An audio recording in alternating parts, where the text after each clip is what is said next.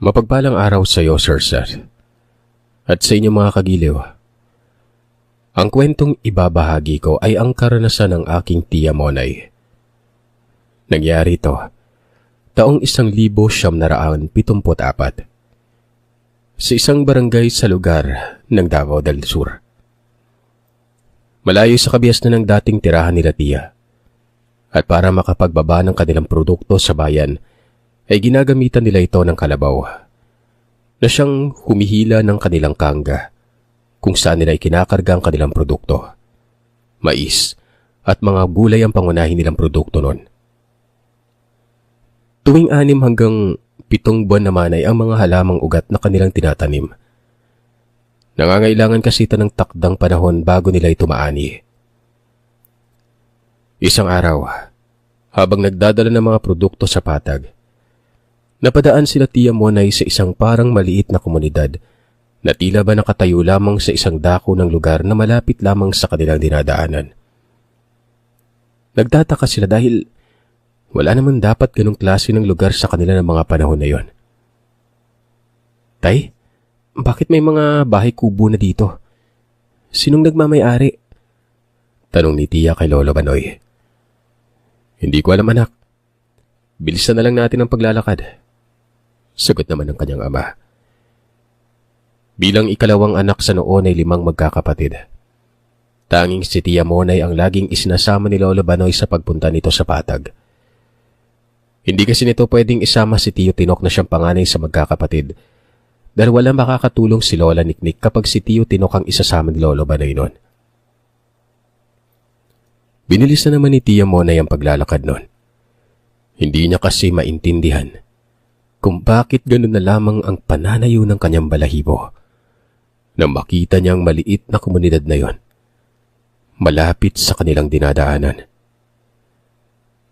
Nang makalampas naman sila sa lugar, sinabihan siya ni Lolo Banoy na huwag siyang umuwing mag-isa.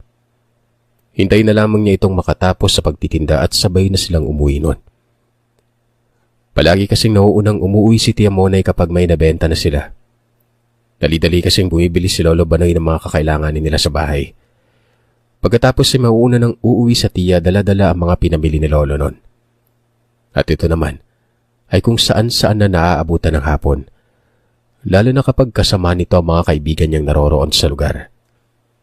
Pero nung mismong araw na yon, hindi na ito pumayag na mauna si Tiya Monay. Bago pa man magpananghalian ay natapos na rin sila sa pagtitinda ng kanilang produkto. Kaagad na namili si Lolo Banoy ng kanilang kailangan sa bahay at dali-dali na silang umuwi ni Tiya Monay noon. Nang dumaan sila sa lugar ay naroroon pa rin ang maliit na komunidad. Pero tila ba abandonado, gawa ng wala namang lumalabas na tao sa mga kubo. Ganun pa man, pinagmamadali na ni Lolo Banoy ang kanilang paglalakad. Hanggang sa hindi na nila namalayan na nakarating na pala sila sa kanilang tahanan. Nagmamadali ng tumakbo si Tiya Monay papasok sa kanilang bakuran habang tinatawag ang ina nitong si Lola Niknik. Dali-dali naman silang pumasok sa bahay. Pagkalapag ni Lolo Banoy ng kalahating sako ng bigas at ng iba pa nilang pinamili, ay kaagad nitong hinanap ang mga kapatid ni Tiya Monay. Mabuti na lamang at nasa bahay naman na silang lahat kung kaya't mabilis na isinara ni Lolo Banoy ang pintuan at ikinuwento sa kanila ang kanilang nakita sa may daan. Nick, bumalik na sila. Wika ni Lolo Banoy. Tinanong naman ni Lola kung ano ang bumalik na. Yung kinatatakutan natin ng mga bata pa lamang tayo. Bumalik na. Napatingin naman si Tiya Monay kay Lolo Banoy. Hindi kasi niya maintindihan kung anong ibig sabihin nito. Noon lamang niya nakita ang ganoong reaksyon at pagkabahala sa mukha ng kanyang ama. Nay, ano bang kinatatakutan ni tatay? Tanong ni Tiya kay Lola noon. Yung nakita niyong maliit na sityo malapit sa ilog. Hindi sila mga normal na tao, anak. Sagot ni nanay sa tanong niya. Nagtataka pa itong si Tiya kung paano niya nasabi yun gayong wala naman silang nakitang kahit isang tao lamang sa lugar na yon. Sumagot naman ang kanyang ina na yun nga ang mahirap gawa ng wala silang nakita. Nagpapatunay lamang na mga nilalang ng dilim ang naroroon sa lugar na yon. Napanganga naman si Tia Monay sa sinabi ni Lola Niknik. Hindi niya inaakala na totoo ang mga naririnig niyang usap-usapan tungkol sa sinasabi nilang aswang.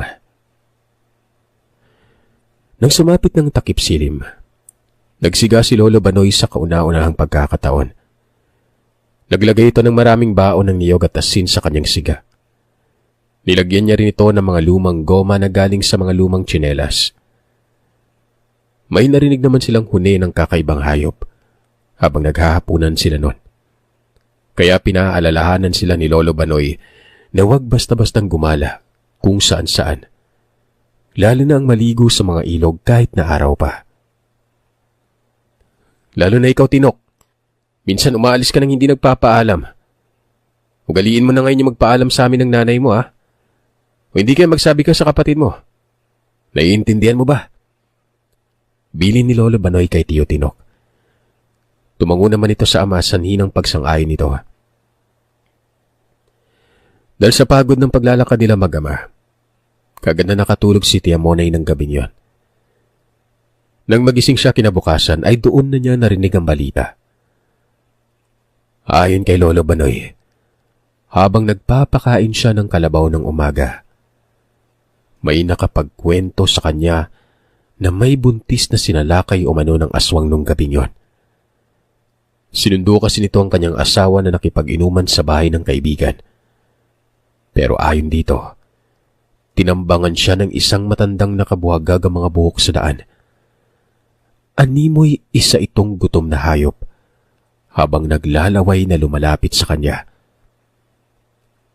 Nang sunggaban na siya nito ay akmang lalapain na, ay siya namang pagdating ng kanyang asawa na noon ay pauwi na noon. Kung kaya't kaagad nitong sinaklolohan ng kanyang asawa, na noon nga, ay inaatake na ng nilalang. Dali-daling sinaksak ng lalaki ang nilalang gamit ang kawayan na may matulis na dulo. Binunot niya ang kawayan na ginamit ng mga tao na pambakod sa bagong tanim nilang puno ng Himelena. At yun ang ginamit niyang panaksak sa nilalang na yon. Nabitawan itong buntis at dali-dali itong lumayo. Habang nasa likod pa rin ito nakabaon ng kawayan na yon. Yung buntis, nagkaroon ng galos pero maayos naman itong nakauwi sa kanila kasama ang kanyang asawa. Ang hindi lamang alam ng mga tao, kung pinatingnan ba ito agad sa albularyo. Gawa ng, ayon sa lalaki na asawa ng buntis, ang nakita niya ay isang aso na pinaghinalaan pa nitong asong gala. Mabilis naman na lumipas ang araw na yon. At kagaya ng dati, pinaalalahanan naman sila ni Lolo Banoy na walang masamang maniwala sa mga aswang. Dahil siya mismo nung kabataan niya, nakainkwentro na ng ganito. Kaya naniniwala siya sa mga ganitong nilalang. Kinabukasan, muli siyang nakarinig ng balita na patay na ang babaeng inatake ng aswang. Maging ang asawa nito ay hindi alam kung ano ang nangyari sa buntis. Nagising na lamang ito kinabukasan na patay na ang kanyang asawa. Wala naman siyang nakitang sugat dito at ni walang dugo na lumabas sa katawan. Pero sinisi ng magulang ng buntis ang pabayaan nitong asawa. Ayon sa mga ito, lasing na naman ng lalaki kung kaya't hindi nito nabantayan ng kanyang asawa na naging sanhi ng tuluyang pangbibiktima ng nilalang. Dahil sa nangyari, lumapit na si Lolo Banoy sa kaibigan nitong manggagamot na si Mang Pito. Hihingi sana siya ng pangontra laban sa aswang para kina Tia Monay, Tio Tinok, at ang bunso nilang kapatid na si Tio Apot. Dali-dali naman itong binigyan ng pangontrang habak si Lolo Banoy para sa kanyang buong pamilya. Binigyan din siya ng manggagamot ng mga sangkap para ilagay sa kanyang siganon. Hindi alam ni Tia Monay kung ano ang klase ng bagay na yon. Pero ayon dito, para itong asukal na pinatigas. Kinuskos ito ni Lolo Banoy at hinahalo sa kanyang siga. dahil sinabihan siya ng albularyo na huwag kalimutang magsiga sa kanilang silong, lalo na sa parte kung saan sila natutulog. Sinabihan din sila nitong hanggat maaari ay magsama-sama na muna sila sa isang tulugan. Siguraduhin din nilang suot-suot nila palagi ang kanilang habak, lalo na kapag umaalis sa mga ito. Ugaliin din nilang magbulsa palagi ng pinaghalong asin na tabo. Pangunahing panlaban ito sa mga nilalang ng dilim, lalong-lalo na sa aswang. Kinahapunan, dumating naman ang isa nilang kapitbahay. Nagkwento ito patungkol sa nakita sa pag-imbalsamo. May sugat umano ang babae. Nasa sinapupunan na bahagi nito ang sugat na yon. Hindi yun malaki. Para lamang yung maliit na butas kung saan maaaring hinugot mula doon ang laman loob ng buntis, kasama na ang sanggol na nasa sinapupunan niya. Dahil sa nangyari, halos mabaliw-baliw ang lalaki. Sinisisi rin ito ang kanyang sarili dahil sa kanyang kapabayaan. Dinala ng magulang ng babae ang bangkay ng kanilang anak sa kanilang lugar, dahilan para mas lalong nawala sa sarili ang lalaki na tawagin na lamang natin sa pangalang Andoy. Araw-araw itong nagbabantay sa may bukana ng kakahuyan kung saan inatake ang kanyang asawa. Binabantayan niya umano ang nilalang. Ayaw niyang may tao pa itong mabibiktima. Pero sa ginagawa ni Mang Andoy, ay tila ba kinatatakutan na rin siya ng mga bata, kasama na roon sina Tia Monay. Kapag kasi may makita siya mga bata na pumupunta sa ilog kung saan ay madadaanan nilang kakahuyan, sinisita sila ng Mang Andoy. At dahil nga sa tila baliw na ito kung kumilos ay natatakot ang mga bata sa kanya. Mabilis na lumipas sa mga araw. Patuloy pa rin si Mang Andoy sa kanyang ginagawa. Madalas din itong pumupunta sa bahay ng kaibigan ni Lolo Banoy na albularyo. Nakikipag-usap ito dito. Pero nagtataka naman sila Lolo Banoy dahil hindi na nila nakikitang nakipag-inuman si Mang Andoy. Naging bihira na rin itong maligo na siyang inaayawan nila tuwing nakakasalubong nila ito sa may daan. At dahil sa wala namang kahit na anong sinyalis na ibinibigay ang kanilang habak tuwing nakasalubong nila si Mang Andoy, hindi naman sila nababahala. At dahil hindi din mapakali si Lolo Banoy sa naging kapalaran ni Mang Andoy, kung kaya't naisipan niya itong kausapin isang umaga. Doon niya nalaman na sinasadyang hindi maligo ni Mang Andoy, hanggang sa mapantayan niya ang amoy ng mga nilalang para sa kanyang binabalak. Kung ano man yun, ayaw niyang ipaalam sa mga tao. Kaya hindi na ito pinilit pa ni Lolo Banoy na sabihin sa kanya kung ano man yun. Isang araw, nag-ani sina Lolo Banoy ng kanilang mga kamoting kahoy at kamoting baging. Sa pagkakataong ito ay kasama nila si Tio Tinok at Lola Niknik. Si Tio Apot naman ay iniwan nila sa magulang ni Lolo Banoy dahil marami silang ibebenta ng araw na yon. Sa kanilang daan papuntang bayan, muli silang dumaan sa maliit na komunidad. Pero sa pagkakataong ito ay may mga bata na naglalaro sa labas ng mga kubo. Tinignan ito ni Tia Monay. Nakita niya mga bata na tumingin din sa kanya at ngumisi. Kinilabutan siya na makita niya mga ngipin nito na kakaiba. Hiwa-hiwalay ang mga dilaw na ngipin ng mga ito. Ang isa dito ay naglalaway pa at may bitbit na buto ng karne na siyang nagpatayo sa mga balahibo ni Tia. Nakita niya kasi ang pulang likido sa karne at halatang hilaw ito habang inangatan ng batang yon. Napansin siya ni Lolo at Tiyo nun kung kaya't sinaway siya nito. At doon naman ay hinawakan siya ni Lolo Banoy at pinalakad sa kanilang unahan. Dinaanan lang naman nilang maliit na komunidad ng walang kibo. Maging si Lola Niknik ay hindi nagbitiw ng kahit na anumang salita sa kanya mga nakita. Nang pinauna ni Lolo Banoy si Tia Monay, biglang umiba ang ekspresyon ng mga bata na nanonood sa kanila. Tila ba naging seryoso ang mga ito At biglang nagsabi ang pinakamatanda dito ng, "Daan ulit kayo dito mamaya, ha? Bigyan niyo kami na makakain." Habang tumatawa nun, hindi naman nagpakita ng takot dito sina Lolo Banoy at Lola Niknik, pati si Tio Tinok. Si Tia Monay naman ay panay ang lingon pero sinaway na ito ni Lolo Banoy. Maayos naman silang nakarating sa bayan, pero inabot sila ng ilang oras bago maubos ang kanilang paninda. Saka pa lamang sila nakapamili ng kanilang kakailanganin. Na makapamili na, kagad naman silang naglakad pa uwi na ng kanilang tahanan. Kailangan pa kasi nilang daanan si Tio Apot sa kabilang bahay. Binilhan na rin ni Lolo Banoy ng kanilang pangangailangan ng dalawang matanda. Sa kanilang pagdaan, muli silang napadaan sa maliit na komunidad. At sa mga panahong yon, dalawang matanda naman ang kanilang nakita sa bakuran. Nais silang lapitan ng mga ito pero si Tio Tinok ay nagdakot ng pinaghalong abo at asin sa kanyang magkabilang bulsa at hinahagis ito sa magkabilang gilid ng kanilang dinadaanan, na naging sanhi ng tira ba pagkakairita ng dalawang matanda na yon. Sinusundan sila ng mga ito. Habang nakasunod ay hindi naman makalapit ang dalawang matanda dahil sa kanilang ginagawang pagsaboy.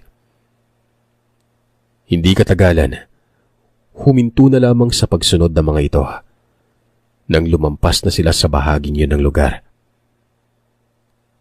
Halos magtakip silim na makauwi sila sa bahay, kung kaya't nagmamadali ng magsiga si Lolo Banoy sa labas, habang si Lola Niknik naman at Tia Monay ay naghanda na kaagad ng kanilang hapunan. Pagkatapos magsiga ni Lolo Banoy ay kaagad naman silang sumalok ng tubig sa balon na may hindi kalayuan sa kanilang tahanan. Habang papauwi sila galing sa balon, meron silang nalanghap na napakasangsang at kakaibang amoy. Pilit itong kinikilala ni Lolo Banoy dahil iniisip niyang baka amoy ni Mang Andoy yon. Hindi kasi nila ito nakasalubong sa daan kanina. Pero wala naman silang nakita kung kaya't hinayaan na lamang nila ang amoy na yon. Dumiretso na sila sa paglalakad pa uwi hanggang sa maghapunan. Naging maayos naman ang pagsasala nila sa kanilang hapunan ng gabing yon. Pero makalipas ang ilang oras, doon na sila nakaamoy ng hindi kaaya-aya. Sinabihan sila ni Lolo Banoy na maghaplas ng langis na ibinigay sa kanila ni Mang Pito. Dali-dali naman nilang sinunod yon. Ilang sandali pa, narinig naman ni Tia Monay ang huni ng parang isang inahing manok, kung kaya't ginising niya si Lola Niknik para tanungin kung may bagong pisaba silang inahing manok nun. "Hindi inahin ang naririnig mo, anak. Huni yan ng aswang na nagkukunwaring manok na inahin," sagot ni Lola Niknik, na siyang ikinatakot ni Tia. Kampante naman silang hindi sila malalapitan ng mga ito. Nakagawian na kasing gawin ni Lolo Banoy ang mga tinuro sa kanilang albularyo para hindi sila mabiktima ng mga nilalang. 2 oras pang nakaraan. Nakarinig sila ng tila ba pagbubuno. Hindi napigilan ni Lola Niknik si Lolo Banoy, gawa ng kaagad itong lumabas ng bahay. Dala-dala nito ang mahabang tabak na ginagamit siya sa paghagpas ng mga damo sa kanilang sakahan. Nasa mahigit kalahating metro ang haba ng tabas na yon. Napabaliko ang dulo na ubod ng talim. Ginawa talaga ang tabas na yon para sa mga matataas na talahib. Ilang sandali pa ay narinig nilang may sumigaw ng isang matinis na boses. Sigurado sila Tia Monay na hindi yun ang tinig ni Lolo Banoy o ni Mang Andoy. Boses babae kasi ang narinig nilang yon. Gusto mang lumabas ni Tio Tinok ay hindi naman siya pinapayagan ni Lola.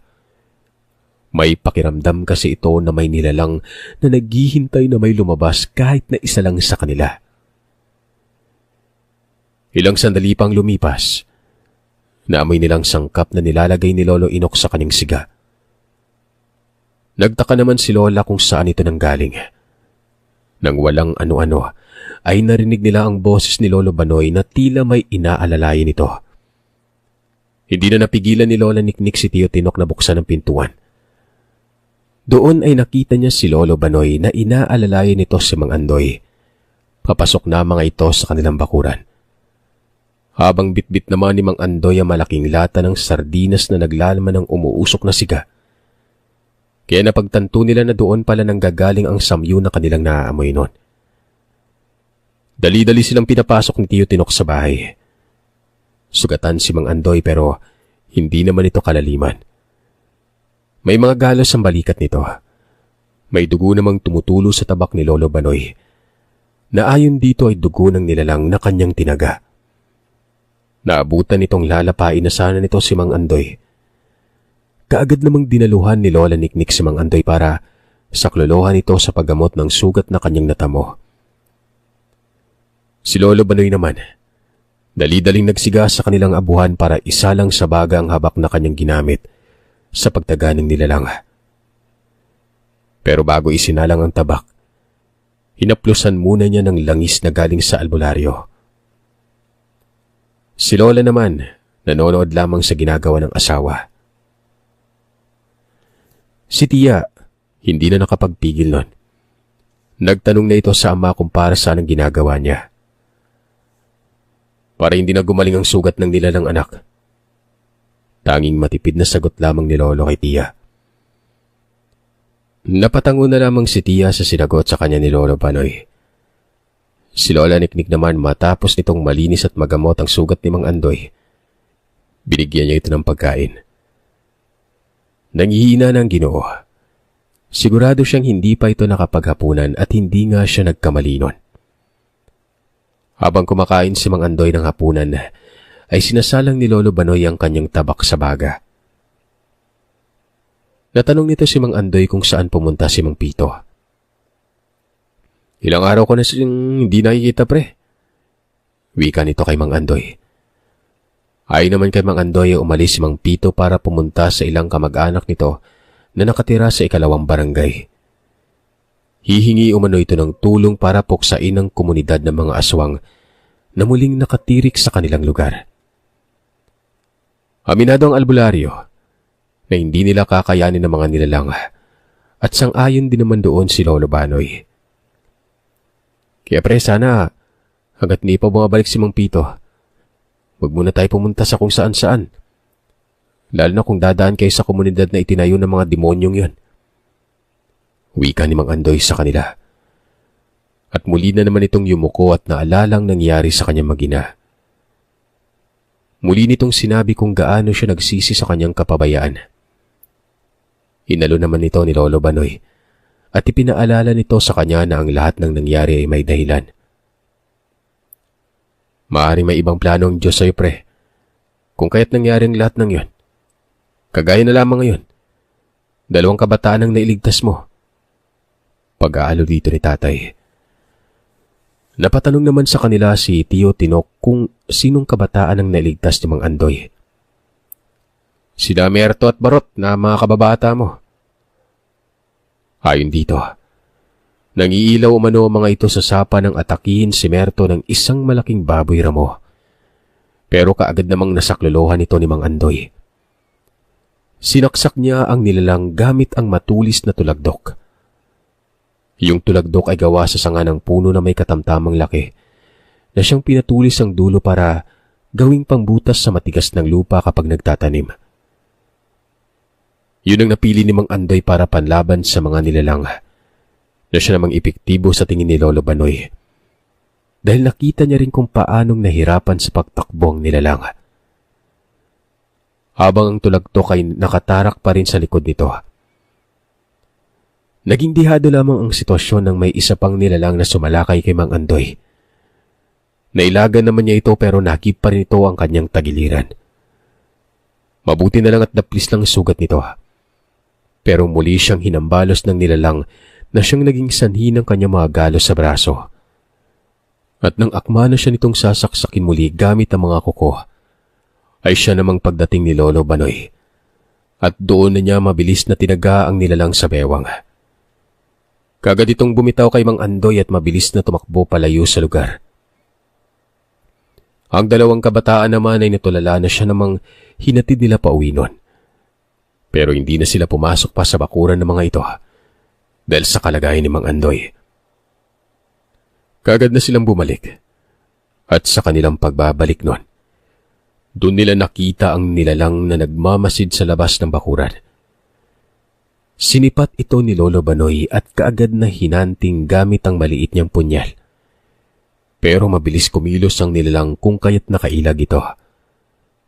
Tanging ang paalamang nito ang kanyang tinamaan na naging sanhi ng matinis nitong paghiyaw.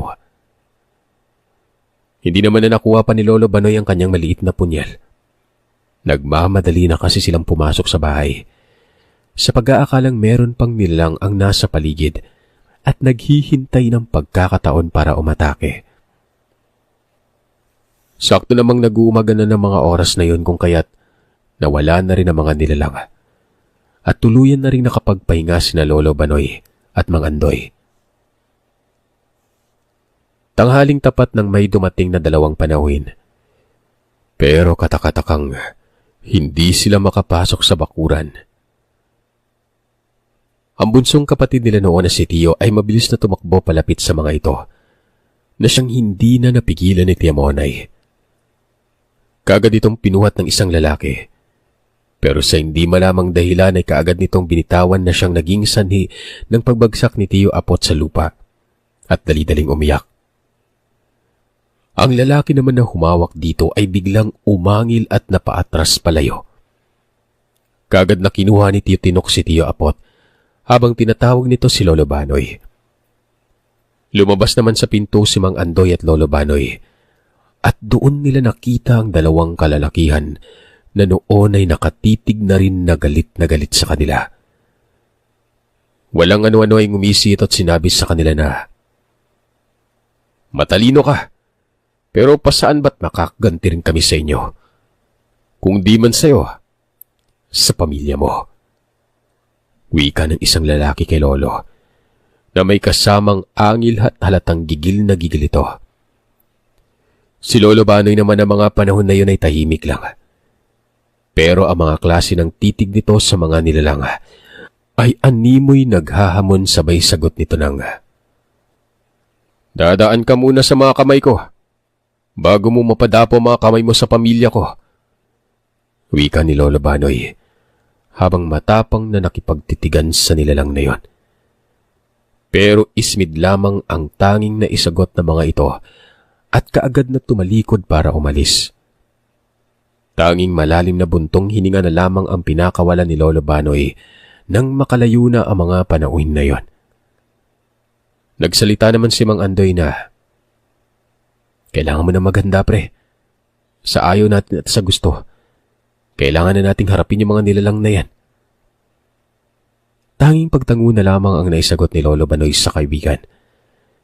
Napasabi na lamang si Lola Niknik na sana'y bumalik na si Mang Pito para sana kahit na paano ay may gabay sila at may magtuturo sa kanila ng wastong pakikipaglaban sa mga nilalang ng dilim. Tila dininig naman ang panalangin ni Lola Niknik noon. Dahil bago magtakip silim, dumating si Mang Pito. May kasama itong dalawang kalalakihan na ayon dito ay mga pamangkin niya. At kilala mga ito sa pagkakaroon ng mga lihim na aral. At kayang-kaya ng mga itong humarap sa mga aswang. Ikinuwento naman nila dito ang kanilang engkwentro sa mga nilalang noong nakaraang gabi. Sumagot naman si Mang Pito na narinig niya yon, kung kaya't minadali na niya ang kanyang dalawang pamangkin na pumunta na sa lugar. Dahil ramdam na niya ang hindi magandang mangyayari sa hinaharap kapag matatagalan pa siya sa pagbabalik.